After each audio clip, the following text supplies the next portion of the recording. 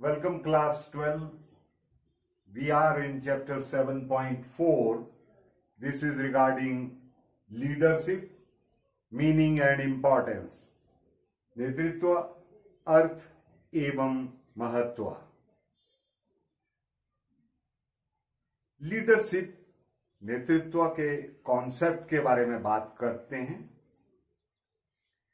किसी संस्था में कोई कर्मचारी जब काम करता है तो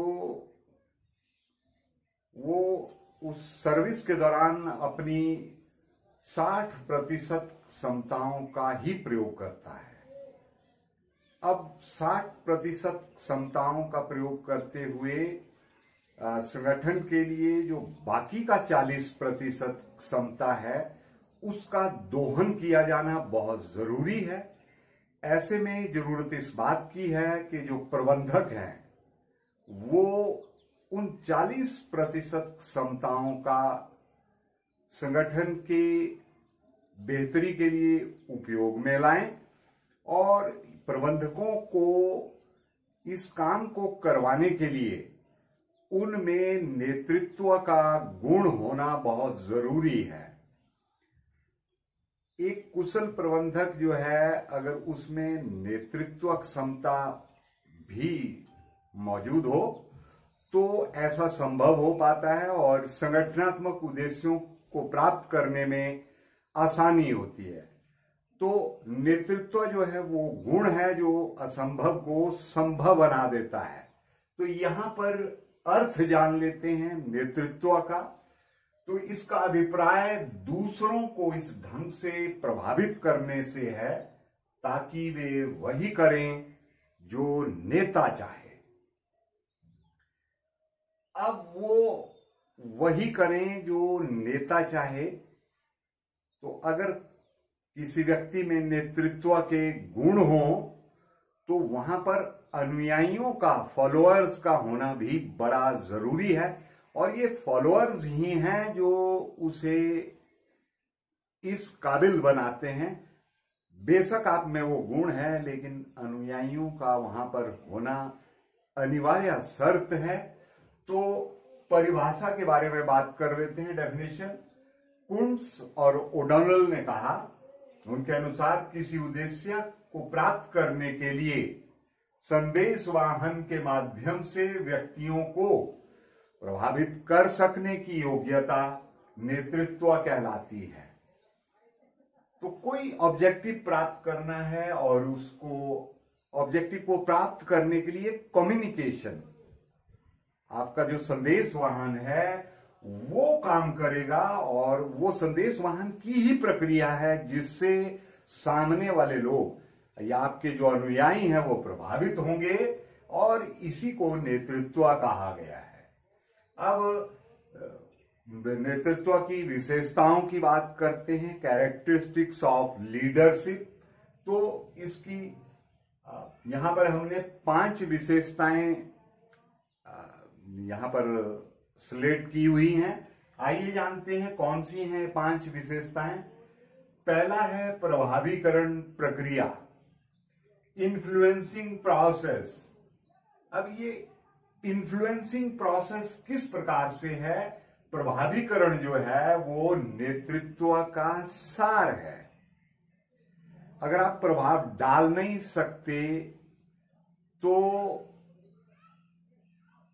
प्रभावीकरण प्रक्रिया संभव नहीं है. तो नेतृत्व में ये जो प्रभावीकरण की प्रक्रिया है ये एक प्रबंधक के अंदर होना बहुत आवश्यक है. क्योंकि एक प्रबंधक जो है अगर अपनी टीम को अच्छे से लीड करेगा तो संगठन के जो उद्देश्य हैं वो आसानी से प्राप्त हो जाएंगे. तो यहां पर बात यह है कि ये नेतृत्व का सार है प्रभावीकरण जो है. अगर आप में वो लीडरशिप क्वालिटी है तो प्रबंधक तो आप अच्छे हैं ही हैं, मैनेजमेंट आपकी अच्छी है, वो प्रबंधकीय क्षमताओं के आधार पर आप अपने काम को कर रहे हैं. लेकिन अगर आपके पास ये प्रभावीकरण प्रक्रिया भी साथ में आ जाए तो बहुत बेहतर स्थिति संगठन के लिए उत्पन्न होती है.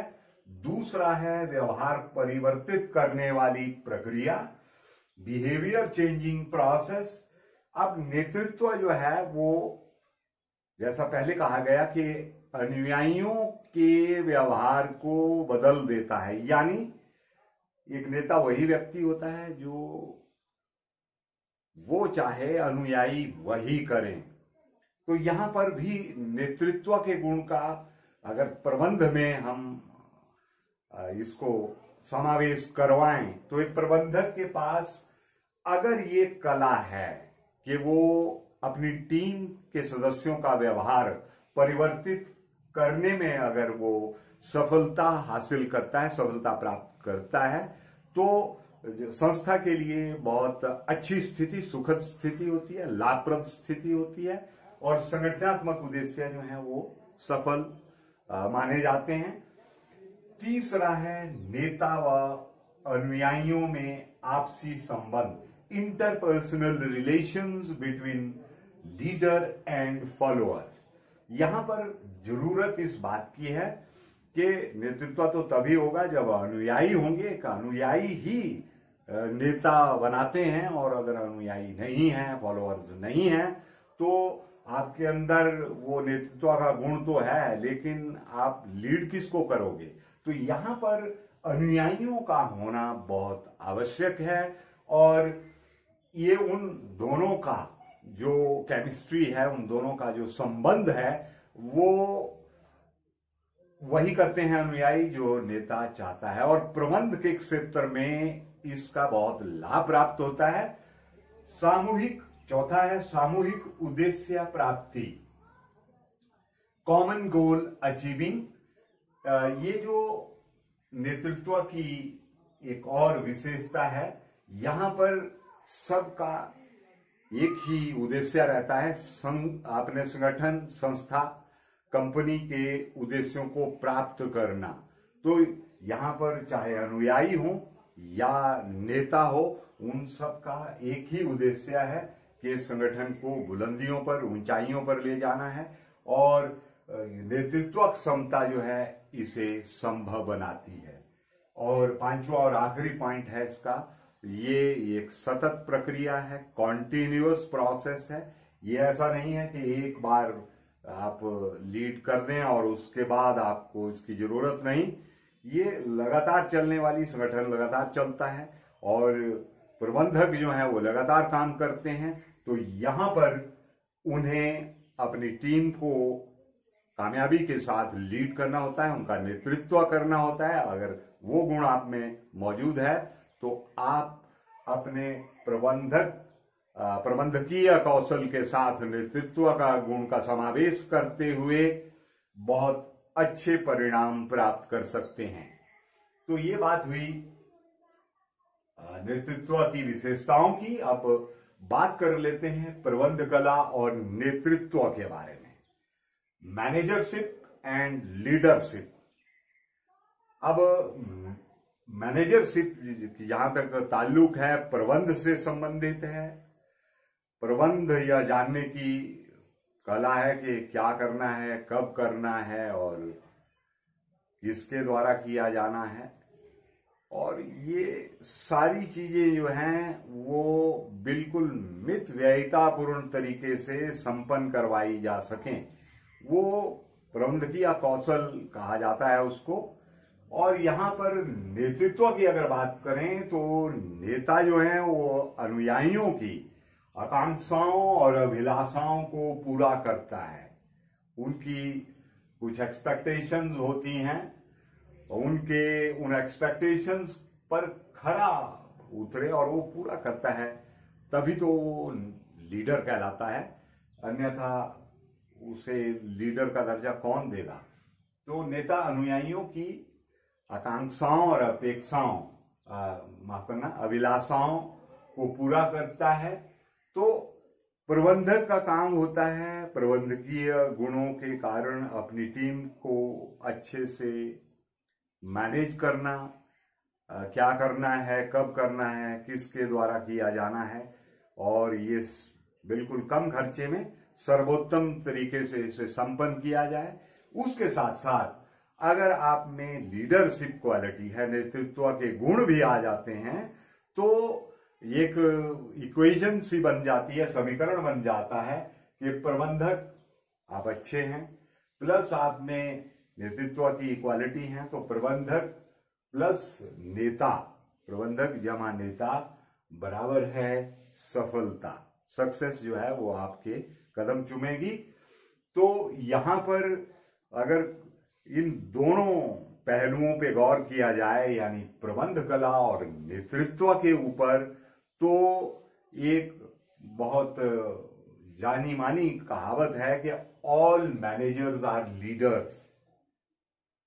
सभी प्रबंधक जो हैं वो नेता होते हैं, but all leaders are not managers. सभी नेता जो हैं वो प्रबंधक नहीं होते।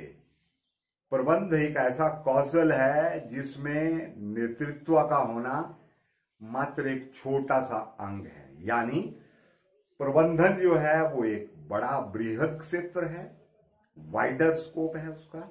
और जहां तक बात रही नेतृत्व क्षमता की, तो वो मैनेजर का ही एक गुण है और होना चाहिए। अगर है तो वो एडिड एडवांटेज है आपके लिए। तो यहां पर in a nutshell we can say that all managers are leaders but all leaders are not managers. सभी प्रबंधक नेता होते हैं, लेकिन सभी नेता प्रबंधक नहीं होते।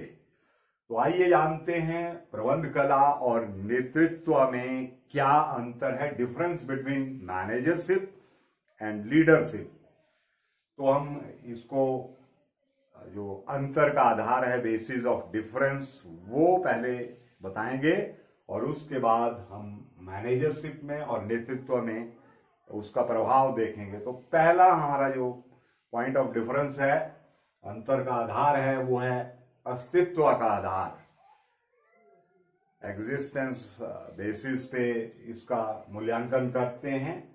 तो प्रबंध कला मैनेजरशिप में संगठित समूह होता है अथवा औपचारिक संगठन होता है, एक फॉर्मल ऑर्गेनाइजेशन होती है। और नेतृत्व में एक असंगठित समूह होता है, अनऑर्गेनाइज्ड ग्रुप रहता है और स्वयं ही अनुयायी जो है वो नेता को फॉलो करने लगते हैं। दूसरा बेसिस ऑफ डिफरेंस है मुख्य ध्येय, फोकस क्या रहता है। तो प्रबंध कला का फोकस संगठनात्मक उद्देश्यों की प्राप्ति की ओर होता है। जो संगठन के ऑब्जेक्टिव्स हैं आपकी ऑर्गेनाइजेशन के, उनको प्राप्त करना उद्देश्य होता है प्रबंध कला में। और नेतृत्व में अनुयायियों की आकांक्षाओं और अभिलाषाओं को पूरा करना, ये नेतृत्व का एक फोकस रहता है, मुख्य ध्येय रहता है। तीसरा है अधिकार, अथॉरिटी। प्रबंध कला में औपचारिक अधिकारों की बात होती है, एक फॉर्मल अथॉरिटी की बात होती है। और नेतृत्व में ऐसा फॉर्मल कुछ नहीं होता, वहां पर अनौपचारिक अधिकारों की बात होती है। और जहां तक कार्य क्षेत्र की बात है, क्योंकि अनौपचारिक अधिकारों की इसलिए बात होती है क्योंकि जो अनुयायी हैं वो नेता को चुन लेते हैं खुद ही। चौथा है कार्य क्षेत्र, और नेता उनकी जो महत्वाकांक्षाएं हैं, उनकी आकांक्षाएं हैं और अभिलाषाएं हैं, उनको पूरा करते हैं। अगर वो पूरा ना करें तो फिर वो नेतृत्व वाली बात रहती नहीं है, उनको कोई फॉलो नहीं करेगा। और आखिरी जो अंतर का आधार है वो स्कोप, कार्य क्षेत्र। तो जहां तक प्रबंध कला का संबंध है वो उसका क्षेत्र काफी विस्तृत है, वाइडर स्कोप है इसका। और नेतृत्व के बारे में मैंने जैसे पहले भी कहा कि इसका क्षेत्र संकुचित है। क्यों संकुचित है? क्योंकि प्रबंध कला में एक प्रबंधक के पास प्रबंधकीय कौशल तो होना ही है और साथ में नेतृत्व की गुण भी हो तो बहुत बढ़िया बात होती है। और इसका क्षेत्र जो है संकुचित है क्योंकि ये प्रबंध का एक मात्र अंग मात्र है। तो इसलिए ये चार जो डिफरेंस हैं ये प्रबंध कला और नेतृत्व के बीच में। तो हमारा जो ये टॉपिक है नेतृत्व, अर्थ और महत्व, तो हमने अर्थ और विशेषताओं, प्रबंध कला और नेतृत्व के बारे में चर्चा की, अंतर जाना उनका। आज के इस टॉपिक में बस इतना ही। अगले वीडियो में जब आपसे रूबरू होगा तो बात होगी नेतृत्व की महत्व बारे। ये नेक्स्ट वीडियो में इसके ऊपर चर्चा होगी। आज के इस वीडियो में बस इतना ही। आप उम्मीद करता हूं कि इस चीज जो आज का विषय था इसको फॉलो कर पाए होंगे। अब मैं आपसे अलविदा चाहूंगा। जय हिंद, जय हिमाचल।